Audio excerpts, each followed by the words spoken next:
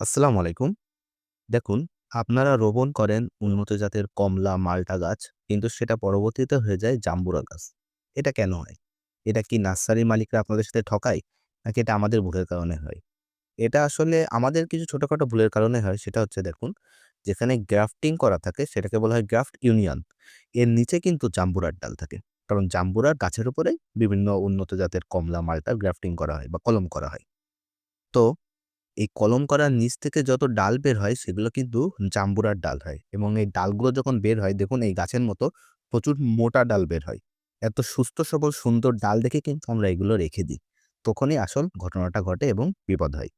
জাতটা পরিবর্তন হয়ে যায়। তখন কিন্তু গাছ তার সম্পূর্ণ শক্তি এই জাম্বুরার ডালে দেয় এবং উপরে যে কলম করা আছে, যেখানে গ্রাফটিং করা আছে, ওই উন্নত জাতের কমলা বা মাল্টা গাছে গাছ আর পুষ্টি দেওয়া বন্ধ করে দেয়। আস্তে, আস্তে ওটা মারা যায় এবং আপনার লাগানো গাছটা একটা জাম্বুরা গাছে পরিণত হয়।